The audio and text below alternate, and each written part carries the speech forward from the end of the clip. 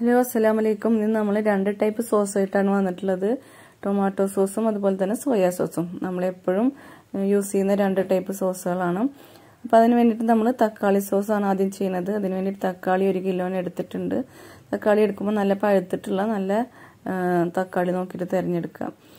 അപ്പോൾ നമ്മളത് നന്നായി വാഷ് ചെയ്ത് കട്ട് ചെയ്തിട്ട് വെച്ചിട്ടുണ്ട്. ഇപ്പോൾ അത് നമ്മൾ വേവിച്ചെടുക്കാൻ പോവുകയാണ്. അപ്പോൾ വേവിക്കാൻ വേണ്ടിയിട്ട് ഒരു കുക്കർ എടുത്ത് അതിലോട്ട് നമ്മൾ ഈ തക്കാളി പീസുകളൊക്കെ ഇട്ട് കൊടുക്കുന്നുണ്ട്. അതിലോട്ട് ഇനി നമ്മൾ കുറച്ച് ഐറ്റംസും കൂടി ഇട്ട് കൊടുത്തിട്ട് വേവിച്ചെടുക്കണം. അപ്പോൾ ബീട്രൂട്ട് ഒരു 2 പീസ് ഓപ്ഷനിലാണ്, അതൊരു കളറിന് വേണ്ടിയിട്ട്.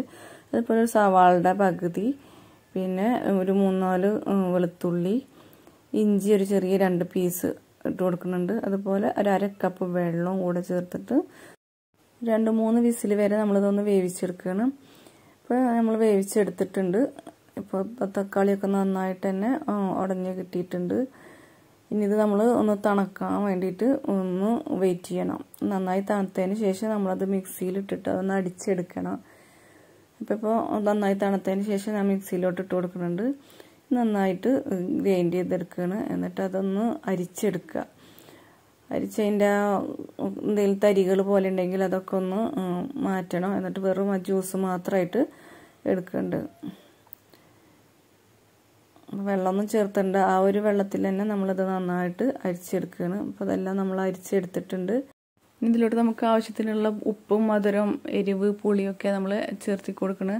അപ്പോൾ ഉപ്പ് 1 ടീസ്പൂണാണ് ചേർത്തുന്നത്. മധുരം നമ്മളൊരു 3 ടേബിൾ സ്പൂണോളം ചേർത്തി കൊടുക്കുന്നുണ്ട്. അപ്പോൾ മധുരം കുറച്ച് സോസിനൊക്കെ കുറച്ച് മധുരം ഉണ്ടായിരിക്കും.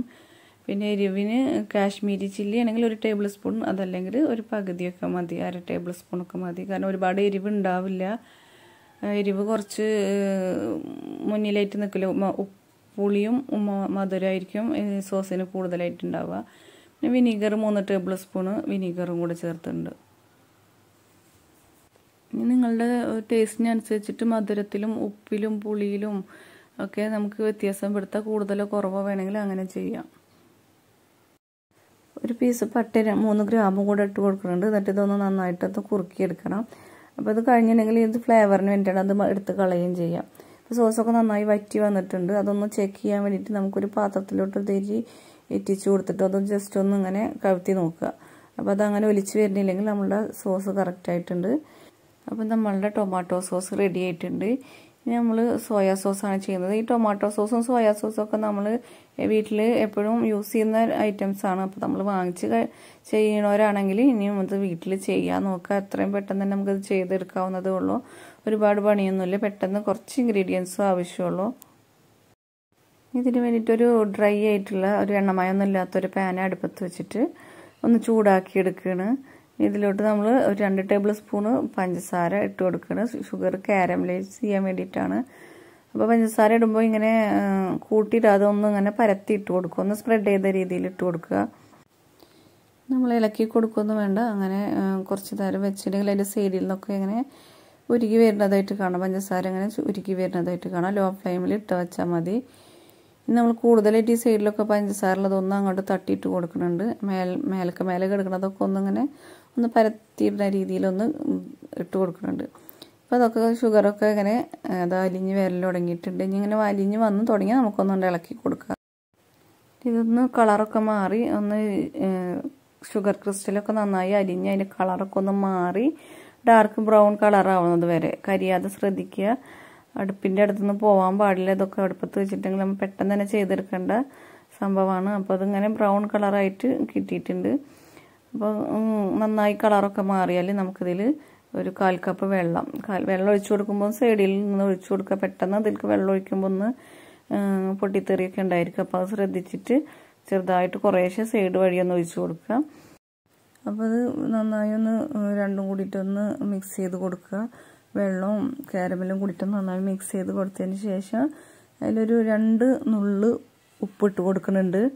ഉപ്പും കൂടെ ഇട്ടിട്ട് വീണ്ടും ഒന്ന് മിക്സ് ചെയ്ത് കൊടുക്കുക. പിന്നെ ഇത് ഒരുപാട് നേരം നമ്മളിങ്ങനെ വറ്റിച്ചെടുക്കുകയൊന്നും വേണ്ട. ഈ സോയാ സോസ് എന്ന് പറയുമ്പോൾ ഒരുപാട് തിക്കായ ഐറ്റം അല്ലല്ലോ, ഒരു ഇത്തിരി ലൂസ് കൺസിസ്റ്റൻസി ഉള്ളതാണ്. അപ്പോൾ ആ ഒരു രീതി വരെ നമ്മളിത് ചെയ്തെടുക്കേണ്ടത്. അപ്പോൾ രണ്ടും കൂടി നമ്മൾ ഉപ്പും കൂടെ ഇട്ടിട്ട് ഇത് നന്നായിട്ട് മിക്സ് ചെയ്ത് കൊടുത്തിട്ടുണ്ട്. നമ്മളിതിന് പുളിക്കും അതുപോലെ തന്നെ ഷുഗർ ക്രിസ്റ്റൽ ആവാതിരിക്കാനും കൂടിയിട്ട് വിനീഗറും കൂടെ ചേർത്ത് കൊടുക്കണം. അപ്പോൾ ഷുഗർ കുറച്ച് അല്ലെങ്കിൽ ഫ്രിഡ്ജിൽ വെച്ചിട്ടുണ്ടെങ്കിൽ അതിങ്ങനെ കട്ടായിട്ട് വരും. അതുകൊണ്ട് നമ്മൾ ഒരു 2 ടേബിൾ സ്പൂണോളം വിനീഗറും കൂടെ ഒഴിച്ചു കൊടുക്കുന്നുണ്ട്. വിനീഗറിൻ്റെ ടേസ്റ്റൊക്കെ നമ്മളൊന്ന് ചെക്ക് ചെയ്തിട്ട് കൂടുതൽ വേണ്ടവർക്ക് കൂടുതലായിട്ടും അല്ലെങ്കിൽ അത്ര തന്നെ പുളി വേണ്ടാന്ന് തോന്നുന്നുണ്ടെങ്കിൽ കുറച്ചും ഒഴിച്ചു കൊടുക്കാം. അപ്പോൾ ഏകദേശം നമ്മളൊരു 2 ടേബിൾ സ്പൂണോ ഒഴിച്ചു കൊടുക്കണം. നമ്മൾ കടയിൽ നിന്ന് വാങ്ങിച്ച് കഴിക്കുന്ന സോയാ സോസ് സെയിം ടേസ്റ്റും സ്മെല്ലും ഈ ഒരു രീതിയിൽ ചെയ്തെടുക്കുന്നത് തന്നെയാണ്. പിന്നെ സോയാ സോസിൻ്റെ അതായത് ട്രഡീഷണലായിട്ട് ചെയ്യുന്നതൊക്കെ ഉണ്ട്. അപ്പോൾ അതൊക്കെ ഒരുപാട് പ്രോസസ്സും കാര്യങ്ങളൊക്കെ ആയിട്ടുള്ളതാണ്. നമ്മൾ വൈനൊക്കെ ചെയ്യുന്ന ഒരു മെത്തേഡിലൊക്കെ ചെയ്യുക. നമ്മൾ കടയിൽ നിന്ന് വാങ്ങിക്കുന്നത് എന്തായാലും അതല്ല. അപ്പോൾ ഈ ഒരു രീതിക്ക് ചെയ്തെടുക്കുന്നത് തന്നെയാണ്. അപ്പോൾ നന്നായിട്ട് നമുക്കത് തണുത്ത് കിട്ടിയിട്ടുണ്ട്. തണുത്തതിന് ശേഷം നമ്മളത് ഒരു ഗ്ലാസിൻ്റെ ബോട്ടിലിട്ട് മാറ്റിയിട്ട് ഫ്രിഡ്ജിൽ സൂക്ഷിക്കുക. അത്ര പെട്ടെന്ന് കേടുവരൊന്നുമില്ല, കുറേ കാലം തന്നെ ഇരിക്കും.